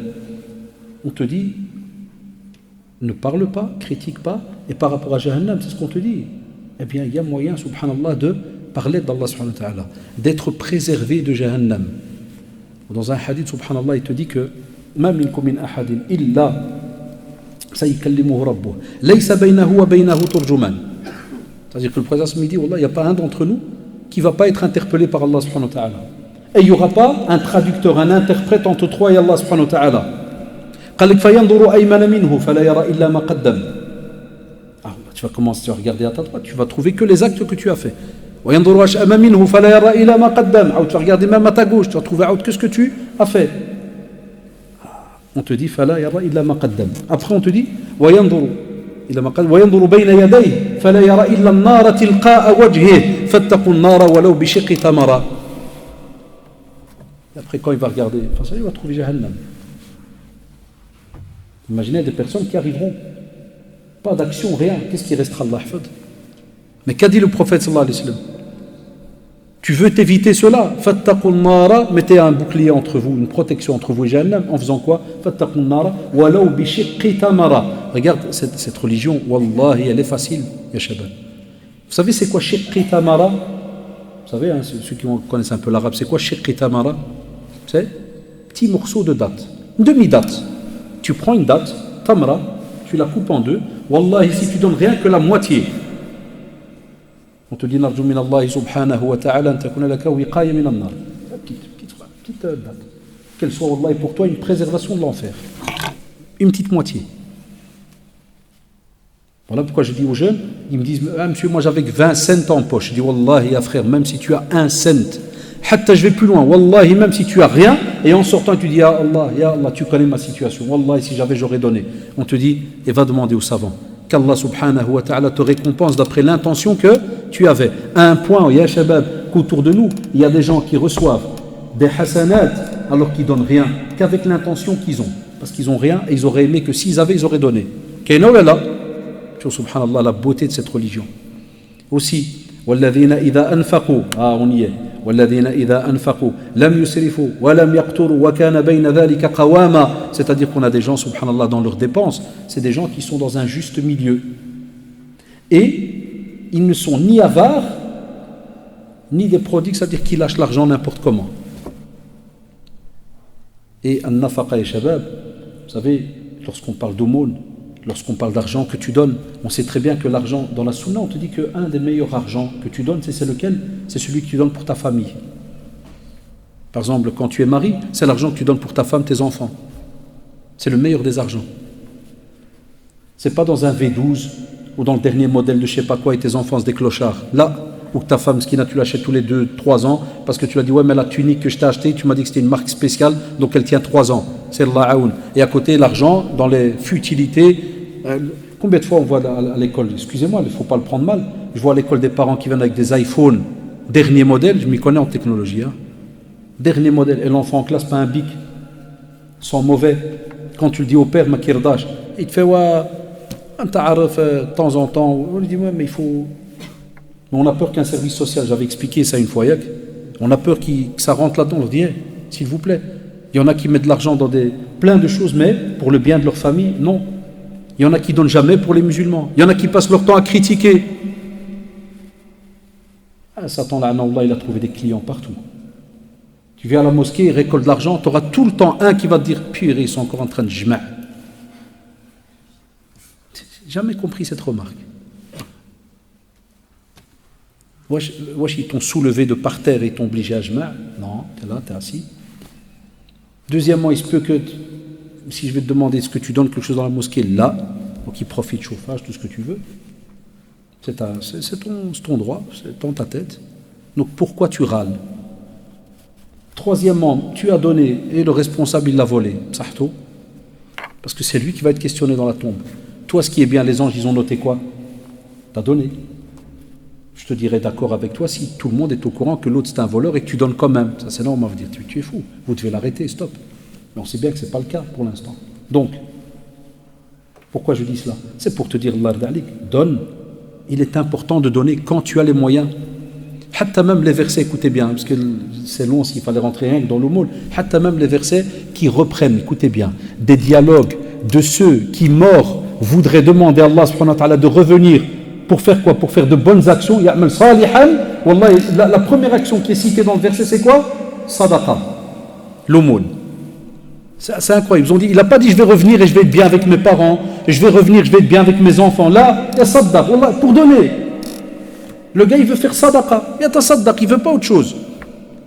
Alors on dit, stop. On t'apporte cette action-là. Et on te dit dans le hadith, même si tu es dans la moitié d'une date, comment on peut avoir des jeunes aujourd'hui qui ont 25, 28 ans et ils t'avouent qu'ils ne donnent pas d'aumône? J'ai un ami qui me dépose aux conférences, chaque fois, des fois il vient choquer, il est indépendant et il a des amis indépendants, commerce. Il me dit quand il leur parle de la zaka, ils me disent comme si je lui mets un couteau sur la gorge. Type il râle, il m'assobe. Comme ça il lui dit, c'est combien de pourcents? Il fait 2,5. Puis rien ça, 2,5. Je sais pourquoi tu t'es fâché? Il dit, moi je trimais toute l'année, frère. Hein? Allah. Ça c'est quasi même du coffre. C'est des paroles de mécréance là en fait. Donc tu viens, tu lui dis, il y a moyen de donner, il te fait, frère, donner. Ah, moi je trime toute l'année, frère, moi je me lève à 3h du matin. Est-ce que c'est une réponse? Qui t'a permis de te lever à 3h du matin? Hatta certains machères nous disent, Ahmadallah, Wallah, il dit, Alhamdulillah, si tu peux donner une sadaqa. Tu sais ce que ça veut dire? C'est qu'Allah subhanahu wa ta'ala t'a choisi pour faire cet acte. Car il y en a plein qui sont mahroumin, Wallah, ma y donnent. Wallahi, ma y donnent. Ils n'ont pas ce plaisir de pouvoir voir cela le jour du jugement dernier. Car quand tu donnes pour Allah subhanahu wa ta'ala, c'est lui qui va investir ton euro. Ici sur terre, tu peux donner 1 euro quelque part, il peut faire faillite. Ça, la société peut faire faillite. Tu perds l'euro. Amma Allah subhanahu wa ta'ala, quand tu lui donnes, est-ce que tu perds? Ça veut dire on t'interpelle pour dire où est celui qui voudrait, qui pourrait donner? Tu fais un qard, c'est un prêt. À qui? Allah subhanahu wa ta'ala. Il te l'investit ou pas? Yawm al-Qiyamah, Allahu Akbar. Et tu as des versets qui se terminent par yudha'ifu liman yasha, et il multiplie à celui qui veut. Ça veut dire que tu donnes 1 euro et Allah subhanahu wa ta'ala peut dire aux anges, notez 800, notez 1 million, notez Allahu Akbar. Qui sommes-nous de nouveau? Et c'est pour cela que le jour du jugement dernier, et déjà dans un autre hadith authentique rapporté par Ibn Majah, le prophète sallallahu alayhi wa sallam dit que l'aumône, elle éteint les péchés comme l'eau éteint le feu. Allahu Akbar. As-sadaqa tudfi an-nar.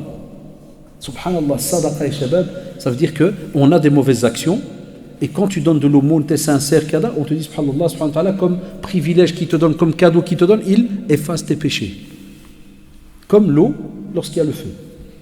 Et aussi Abu Huraira radiallahu anhu nous dit, et le prophète sallallahu alayhi wa sallam l'a rappelé, c'est le fameux hadith que vous connaissez la plupart, les 7 groupes de personnes qui seront appelés pour aller en dessous de l'ombre du trône, ça veut dire ils seront sous l'ombre du trône d'Allah subhanahu wa ta'ala, ils iront en dessous de l'ombre ils iront en dessous du trône d'Allah subhanahu wa ta'ala.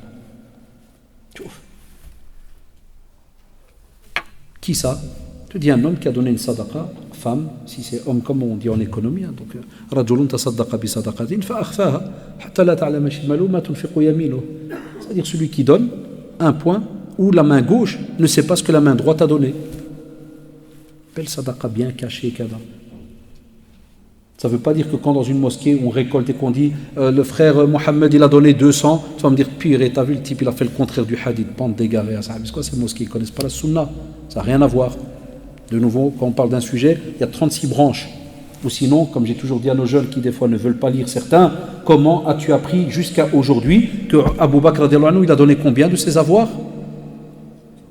Tout. Qui t'a dit ça? Si c'était interdit de dire aux gens que Flan il a donné 200. Prophète sallallahu alayhi wa sallam, hada Rasulullah sallallahu alayhi wa sallam, et il te dit Abu Bakr a donné tout, radiallahu anhu. Omar la moitié, Uthman radiallahu anhu, ya'anhuma jami'an, a donné toute une caravane. On le sait jusqu'à aujourd'hui. On est là pour que un, ça le réveille, l'autre, ça lui dit subhanallah, regarde. Et des fois même, wallahi, entre copains, tu peux te dire, mais Abdel, il a donné 100, et moi je sais que Meskin, il a des problèmes. Et moi, purée, j'ai de l'argent, je donne même pas. Tu vois, ça réveille des fois. Wallah, tu dis, tu sais quoi, je vais donner 200. Si lui, Meskin, il est mziyar, il a donné. C'est beau. Non, nous, aujourd'hui, tellement on est devenus matérialistes que dès qu'il y a un sujet qui parle navarre, ah ouais, frère, de nouveau, donner. Ya shabab, donne. Wallah, il donne. Et un jour, Abu Huraira, il dit, je marchais avec le prophète, sallallahu alayhi wa sallam. Il était dans une palmeraie de Médine. Donc c'est une palmeraie, ça appartient à un Médinois, grand jardin avec des palmiers, donc c'est très très cher. Il lui dit à Abu Huraira, ceux qui ont beaucoup de biens sont perdus. Il y a toujours sauf. Et ceux qui ont beaucoup de biens, comme pour dire, là, celui-là qui a beaucoup d'argent, beaucoup de cadres, il est perdu. Sauf ceux qui font comme cela, et il dit à Abu Huraira que le prophète donc a mimé le fait de donner, qui s'habille à droite, à gauche, en face. Et il dit, mais ils ne sont que très peu. Apporté par l'imam Ahmed, et c'est une réalité. Regardez aujourd'hui, on a certains pays musulmans, l'argent, je crois, il nage dedans. On a des pays musulmans, vous le savez, dans les pays du Golfe et autres, ils ont des milliards, et à côté, combien de pauvres on a? Regardez à Gaza, la bande de Gaza, regardez, pour ne citer que, regardez même chez nous, dans nos propres pays, tout le Maghreb, combien de pauvres? Sans oublier d'autres contrées comme Birmanie, ceci, cela, les Rohingyas et ainsi. On a une grosse quantité de musulmans pauvres. Et le prophète l'a dit il y a plus de 1400 ans. Il a dit très peu sont ceux qui donnent, masha'Allah. Et ils ont les moyens. Donc ça, de nouveau, qu'on l'apprenne et qu'on ait cela dans notre éducation. Et aussi pour terminer, وَالَّذِينَ لَا يَدْعُونَ مَعَ اللَّهِ إِلَهًا آخَرَ وَلَا يَقْتُلُونَ النَّفْسَ الَّتِي حَرَّمَ اللَّهُ إِلَّا بِالْحَقِّ وَلَا يَقْتُلُونَ النَّفْسَ الَّتِي حَرَّمَ اللَّهُ إِلَّا بِالْحَقِّ وَلَا يَزْنُونَ. Et on va s'arrêter là. Ça veut dire quoi? Tout d'abord, il a commencé, subhanahu wa ta'ala, par un sujet de aqidah très très important. Ça veut dire ceux qui n'invoquent pas Allah subhanahu wa ta'ala en lui rattachant quelqu'un. Ça veut dire, quand ils invoquent, il y en a, qu'est-ce qu'ils font? Ils rattachent quelqu'un. On attend des fois certains anciens qui, voilà, ya Moulay Flan, ya Allah, ya Moulay ceci, tu vois, des gens qui sont morts il y a X temps, des saints, hein, comme il y en a des fois au pays, ceci, cela. Ça peut étonner, on pourrait se dire, ouais, mais ça, c'est bizarre. Vous savez, les jeunes, je dis souvent à mes élèves, je leur dis, vous savez, quand des fois tu n'es pas au courant d'un sujet, en général parce que tout va bien, ou tu es déjà dans une ignorance à l'aise, où Shaitan il n'a pas besoin de te rajouter des trucs parce qu'il se dit celui-là il est déjà loin, s'il reste comme il est je suis déjà content. Je dis la vie elle est comme ça, Allah chez certains, hein, attention, soit Shaitan Allah il fonctionne comme ça, soit tu es loin, il se dit je ne vais pas lui rajouter, soit tout va bien parce que tu as une aqidah qui est bien ancrée et il sait qu'il va tester, ça ne va rien donner, soit qu'est-ce qu'il fait? Il attend jusqu'au jour où tu as un gros dossier et tu as quelque chose, tu as besoin d'aide et il va te dire tu as demandé à Allah plusieurs fois, subhanahu wa ta'ala, est-ce que tu es au courant qu'Allah il a des gens pieux qui sont morts il y a des années et qu'il y a eu des barakats quand les gens leur ont demandé des choses? Comment ça? Ces gens-là, ils étaient tellement bien que eux, qu'est-ce qu'ils font? Ils appellent Allah subhanahu wa ta'ala et lui disent, tu vois, le serviteur il a demandé, il faut lui donner. Et des gens ils croient ça. C'est-à-dire tu viens devant le mort, ouais, ça m'a comme le hajj. Tu peux demander à Allah subhanahu wa ta'ala pour que j'ai des enfants et tout. C'est comme si le hajj va lui dire qu'il est mort là. T'inquiète, ça va être trop le bar. Je vais appeler. Hein, ça fait. C'est pour quand que tu les as besoin? La semaine prochaine, là. Et que c'est le hajj là qui est mort qui a dit aussi à celui qui surveille la tombe, tu vois Abdel, quand des types viennent faire des doigts, tu demandes 2 poulets, 3 moutons. Si c'est une petite doua, tu demandes juste un poulet. Si c'est une doua vraiment maïqa, tu demandes un ajal. À vous sourire, parce que c'est ce qui se passe dans certains villages chez nous. Moi, j'ai vu de mes propres yeux, pour ne pas rentrer dans les détails, je n'ai pas besoin de soucis, mais j'ai été loué pour mon asthme dans un endroit au bled, en montagne. Puis après, subhanallah, on m'a dit, ah, t'es au courant, il y a un moulay Kada en bas. Je dis non, si je vais aller voir. Ah, je vois je me le bas. Avant, j'entendais ces blagues, je croyais que c'était pas vraiment. Je l'ai vu de mes yeux. Le type, il vient, il donne. T'es vieux, il donne un petit billet Kada. الحجة وكالله سبحانه وتعالى يحفظها والله كذا voilà ça marche. Je dis oula. Puis tu vois un type qui vient bien habillé costard, tu vois il donne une enveloppe blanche kada. Wallah les frères et les sœurs pendant un quart d'heure de doua. Wallah atelo wallah. J'étais avec un membre de la famille, c'est extraordinaire. Il me dit au plus tu donnes, au plus la doua elle est blindée. Au plus tu donnes pas, au plus mon ami, si tu veux qu'il t'aide. Je crois qu'il est là pour toi ou là. Je dis subhanallah. J'étais encore gamin, je ne comprenais pas le système. Je dis subhanallah, il me dit naam. On entendait dans les doros, c'est très rapide. Mais qu'est-ce que je veux dire par là? Le jour où toi, tu es dans un souci, c'est là que Shaitan il te dit ouais, c'est comme tu veux, frère.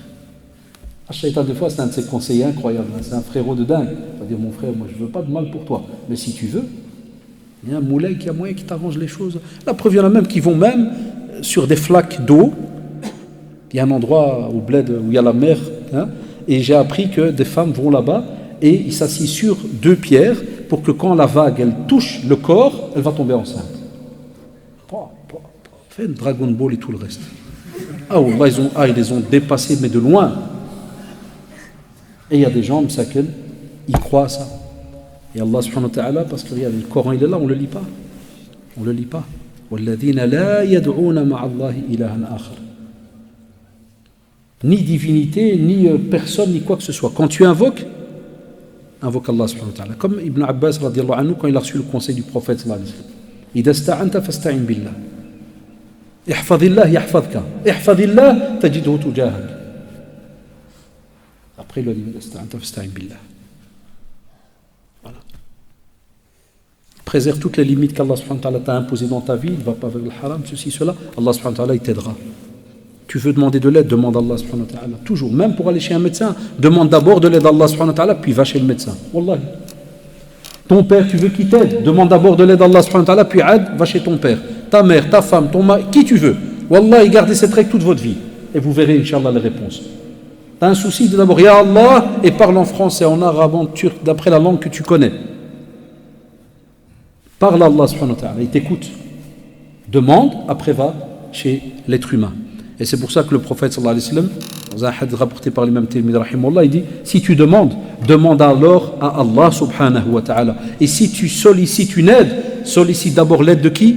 D'Allah subhanahu wa ta'ala. Tout ce qu'on vous dit c'est dans la sunna shabab.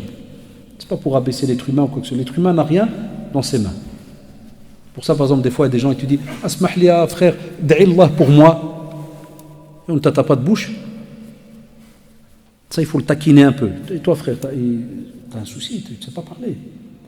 Moi, je vois ce qu'il veut dire. Comme pour dire, il y a des gens, ils te mettent dans une place que, qui t'a dit que je suis à cette place-là? Parce que tu es peut-être da'iya, ceci, cela, quelqu'un de bien, ta doua, elle va passer mieux que la mienne. Qui t'a dit ça?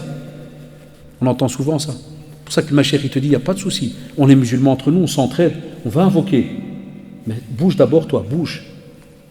Bouge. Quelle est ta relation avec Allah subhanahu wa ta'ala, et ainsi de suite. Et puis, il n'y a aucun souci pour que les autres invoquent. Comme tu demandes aux autres, ils invoquent pour toi, mais toi, tu es tout à fait à côté, on te dit qu'est-ce que tu vas récupérer.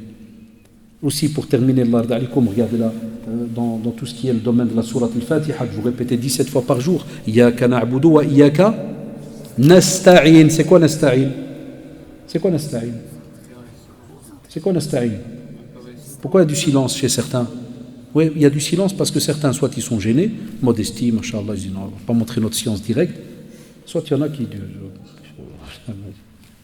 j'étais petit, j'ai appris le Fatiha, alhamdoulilah, je prie. Il y en a plein, il ne sait pas les mots. Ça arrive, il ne sait pas. Il y en a qui disent ah ouais, puis on l'a étudié, cours de religion islamique. Il avait eu 8 sur 10. C'est toi que nous adorons, c'est toi que nous implorons de l'aide. Je te dis explique. C'est un autre souci. Donc l'isti'ana, wa idha ista'anta fasta'in billah. Dès que tu as besoin d'aide, arrête-toi, stop. Stop, calme, repose-toi 2 secondes. Allah, ressaisis-toi et parle à Allah subhanahu wa ta'ala en premier. Après, qu'est-ce que tu fais? Tu vas alors chez donc l'être humain. Après, dans le verset, ceux qui tuent une âme innocente, Allah subhanahu wa ta'ala nous l'a rappelé, وَمَنْ يَقْتُلْ مُؤْمِنًا مُتَعَمِّدًا فَجَزَاؤُهُ جَهَنَّمْ خَالِدًا فِيهَا وَغَضِبَ اللَّهُ عَلَيْهِ وَلَعَنَهُ وَأَعَدَّ لَهُ عَذَابًا عَظِيمًا. Regardez ce qui se passe quand tu tues une âme innocente. C'est pour ça que certains jeunes aujourd'hui, mais c'est comme ça. On va te dire, oui, mais les prédicateurs d'aujourd'hui, c'est des chnettes, c'est des khouaf, c'est des kada. Tu sais, les attentats, tout ce qu'on entend à gauche, à droite. Même dans nos pays musulmans. Des musulmans entre eux qui s'explosent, qui, chaque jour, vous entendez dans les médias, un bus 80, une mosquée 120 personnes. Tous les jours, il y a shabab. La viande du musulman est devenue la viande la moins chère. Wallah, peut-être la viande de chat, elle est plus chère que la viande d'un musulman aujourd'hui dans certaines contrées. Ça, je parle musulman. Amma, dès que c'est non musulman, là, tu dis, il ne faut même pas discuter, frère, tue, à l'aise. Quelle théorie de où, comment, Allahu a'lam.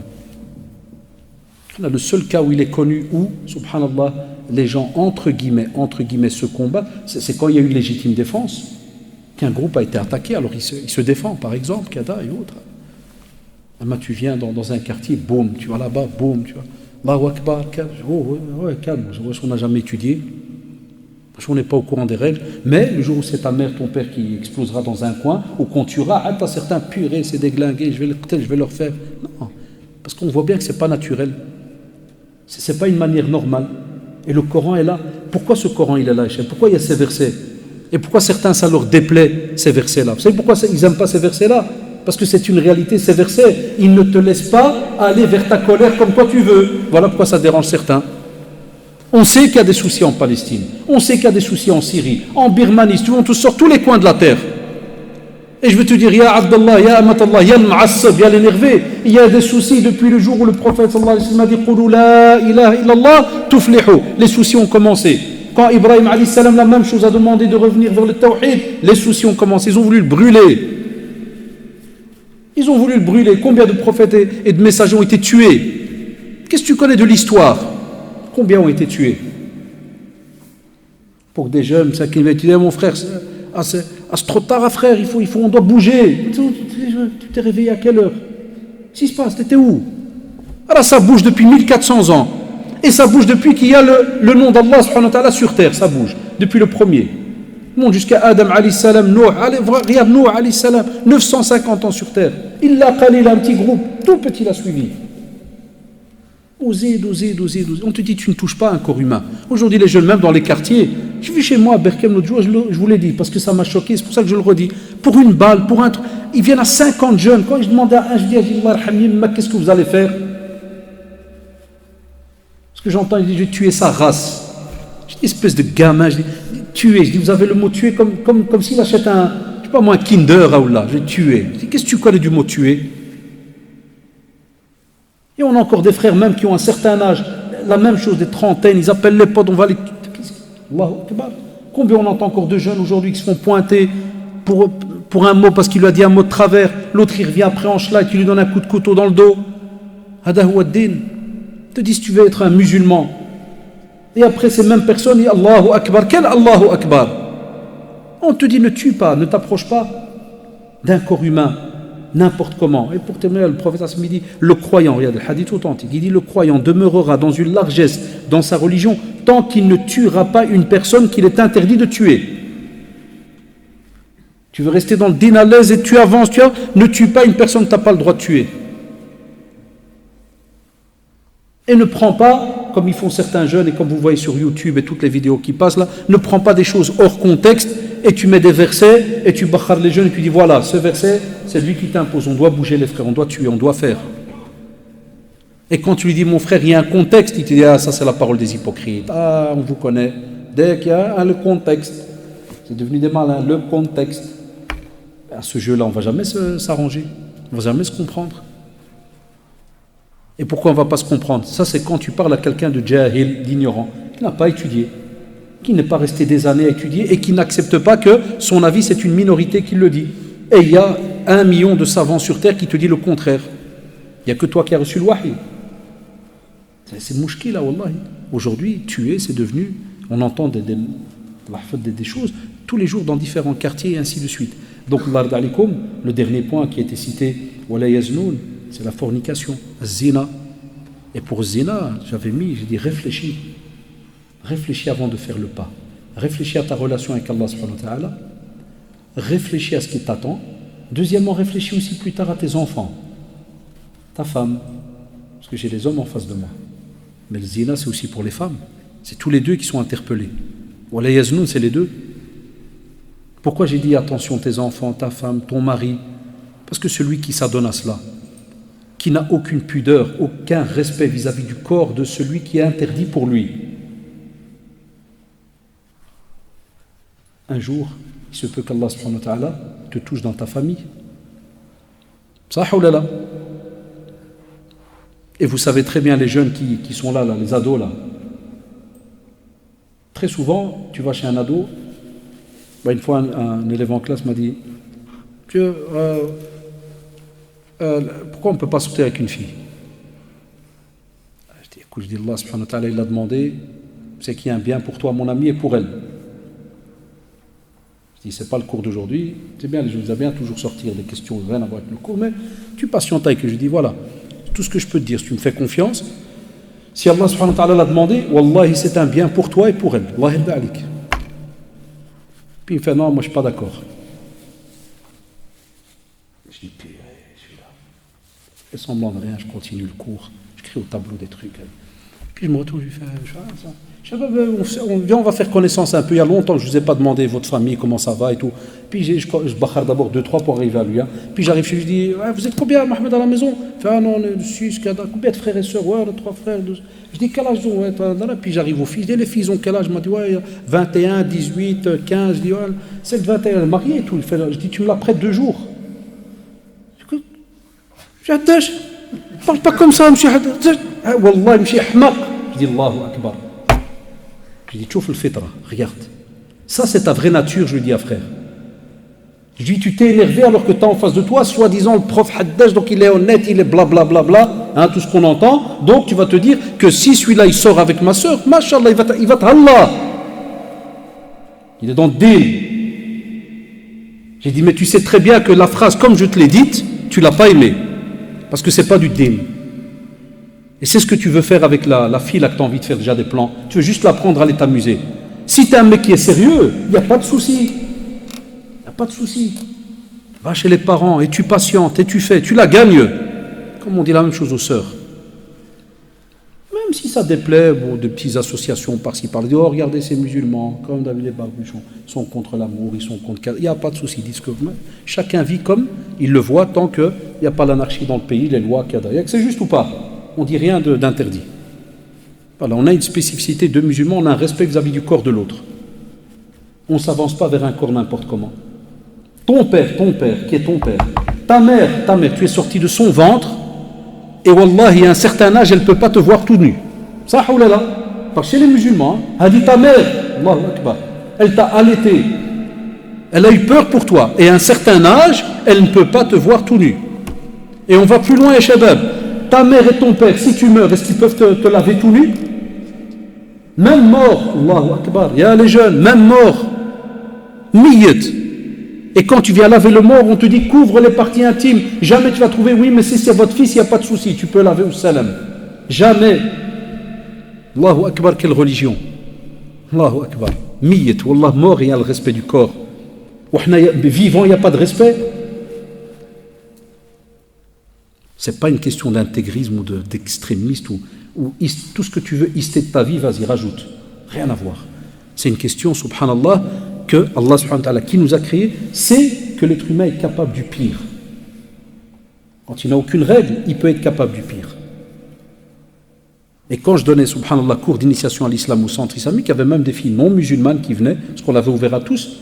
Et il y en a qui le disaient parce qu'on pensait qu'il n'y a que les femmes musulmanes qui penseraient que non, haram, kada. Je demande, il y avait même des filles non musulmanes qui disent non, même si c'est vrai, j'avais une fois je suis athée et tout, mais j'aimerais pas qu'un homme se joue de moi. Regarde, il dit oui, je serais prêt à sortir avec un homme, mais normalement c'est pour du sérieux. C'est une fitra, ya shabab. Yuladul waladu ala al-fitrati. C'est pas un animal, c'est pas un hayawan. L'être humain, on l'a mis au-dessus. Les hayawan, ils sont libres, vas-y. Tu as déjà vu au quartier, chez moi au quartier, il y a plein de chats. J'ai un mousseroute de chat, il est connu chez nous, là au quartier. Une fois, il est avec le chat noir, une fois, il est avec la blanche, une fois. Tu vas, Bilal, tu vois, Haddad, je fais des conférences, je vais aller chez lui, je dirai, wa ammo, wa m'taïyak. C'est le 4e mariage, qu'est-ce qui se passe, frère? Il me dira, si vous m'entendez, Bilal, comme ce que vous allez dire, Haddad est devenu fou. Il fait da'wa au chat. Et si je te dis pourquoi tu me dis que je suis fou, tu vas dire, excuse-moi, monsieur, ce que j'ai appris, la parole d'Allah, elle est envoyée pour qui? Pour les humains ou les hayawan? Dites-moi. Pour les humains. Donc ça sous-entend dans le domaine du mariage. Est-ce que tu as déjà vu un frère au quartier qui a 2 chats, puis il va dire, Abdel, tu veux faire tuteur pour ma chatte? Et tu peux voir 2 frères témoins, parce que je vais marier le qat mousse avec le qat kita. Ah, vous rigolez pourquoi? Vous dites, qu'est-ce qu'il raconte là? Regardez, là vous trouvez tous normal, ça? Allah, vous allez dire, ça c'est le hayawan, ya oustad. Le hayawan, ils font ce qu'ils veulent, ils n'ont pas halal, haram, kada. C'est juste. Mais si on parle de Bani Adam, pour qui ce Coran a été révélé? Pour qui ce corps a été mis sur terre? Non, il y en a. Un jour, subhanallah, Abu Rafi, il dit que le prophète sallallahu alayhi wa sallam a dit, rapporté par l'imam Tabari, rahimahullah, il dit, celui qui préserve ce qu'il y a entre ses lèvres et entre ses cuisses rentre dans le paradis. Ça sous-entend, si tu préserves ta langue et tes parties intimes et tu restes rattaché à la chasteté, Allah subhanahu wa ta'ala te prépare et te facilite un chemin vers le paradis. Aussi, Abdullah ibn Zayd dit que le prophète sallallahu alayhi wa sallam a dit, les Arabes sont perdus. Il a répété plusieurs fois, il a dit les Arabes sont perdus, les Arabes sont perdus. On lui a dit, toi, en général, quand il dit cela, souvent il va dire le pourquoi de. Il dit, certes, ce dont j'ai le plus peur pour vous est la fornication et la passion secrète, l'ostentation, riya. Donc, az-zina, Rasul sallallahu avait peur pour nous. Par rapport à quoi? Az-zina ou riya, l'ostentation. Un genre de shirk khafi aussi des fois. Un genre de, vous savez, de polythéisme mais caché. Tu associes, subhanallah. Tu associes Allah subhanallah, mais de manière... Donc si le prophète a eu peur pour nous pour cela, qu'est-ce que nous on fait aujourd'hui? Aussi, et je termine, dernier hadith de Salama ibn Qais al-Ashja'i, il dit que le prophète a dit durant le pèlerinage d'adieu, il a dit, certes ce ne sont que 4 choses. 4 choses, mais graves, lesquelles? Il dit, vous ne devez pas associer quoi que ce soit à Allah subhanahu wa ta'ala. Vous ne devez pas tuer l'âme qu'Allah subhanahu wa ta'ala a interdit sans en avoir le droit. Et vous ne devez pas pratiquer la fornication et vous ne devez pas voler. Allahu Akbar, rapporté par l'imam Ahmed. Rahimahullah. Toute une éthique, tout un code de vie. Et des fois, vous ne comprendrez que quand vous aurez aussi vos enfants. Là, tu auras une boule. Si Allah subhanahu wa ta'ala te donne, mashallah, un beau petit garçon, une belle petite fille, kada, et tu sens que déjà tout le monde a encore petit, elle est belle, elle est belle, elle est belle. Ah Allah, tu vas voir. Ah, tu vas devenir fou. Attraper le ousouas. Je sais que d'autres personnes, quand ils nous entendent parler, ils rigolent des fois de nous. Comme pour dire, mais purée, vous êtes une bande d'excités, vous? Vous êtes fous? Vous voyez directement des cadavres? Non, c'est juste que nous, on ose dire la vérité, qui est que l'être humain, il est faible. Wallahi, l'être humain est faible. Tu peux dire ce que tu veux. L'être humain est faible. Et ça, chez nous, en religion, alhamdoulilah, même si on est musulman, et on ne va pas faire le malin devant quelqu'un qui n'est pas musulman, et nous non, nous, on est musulmans, on est blindés, on est kada, on est là, ya ikhwan, on est faible. Kullu bani Adam khata. Tous les fils d'Adam commettent des erreurs. Et les meilleurs, ceux qui se repentent. Donc, comme quand on te dit ne touche pas à telle chose, sache que Wallah, il y a un bien derrière. Donc, tous ceux qui sont dans des prémices, dans des introductions de relations haram, ceci, cela, revenez vers Allah subhanahu wa ta'ala. Et vous inquiétez pas, وَمَنْ يَتَّقِ اللَّهِ يَجْعَلْ لَهُ مَخْرَجًا وَيَرْزُقُهُ مِنْ حَيْثُ لَا يَحْتَسِبُ. Wallahi, tu auras, subhanallah, une issue favorable donc à ce que tu es en train de faire. وَالَّذِينَ لَا يَشْهَدُونَ الزُّورَ وَإِذَا مَرُّوا بِاللَّغْوِ مَرُّوا كِرَامًا. La même chose. Pour terminer, de nouveau, shahadat az-zur, le faux témoignage. Vous pouvez se mettre assis, il a répété plusieurs fois. On a des jeunes qui font des faux témoignages. On entend encore des musulmans qui font des faux témoignages pour, des fois, un accident. Quand j'ai été témoin, il est témoin de rien. Yawm al-qiyamah, wallahi, tu payes. Non musulman ou musulman, qui tu veux, tu fais cette injustice-là, wallahi, c'est catastrophique. Shahadat az-zur ya shabab.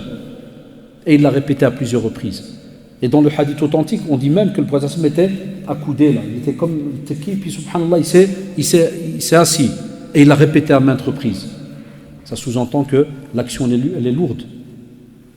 Donc c'est pour cela que ce verset nous montre shahadat az-zur, mais nous montre aussi que quand tu entends le message aussi d'Allah subhanahu wa ta'ala, soit de ceux qui ont dit sami'na wa ata'na. On entend, on obéit. Fabarakallahu fikum ya shabab. C'est quelques rappels, comme vous l'avez remarqué, dans la continuité de tous ces rappels dans le domaine du comportement et de ce que Ramadan, ce mois, donc pourrait nous rapporter. Et comme d'habitude, donc Inch'Allah, on va voir un petit peu quelques questions qui pourraient donc nous aider dans le domaine social de notre vie, des rappels qu'on pourrait se faire entre nous. Allah.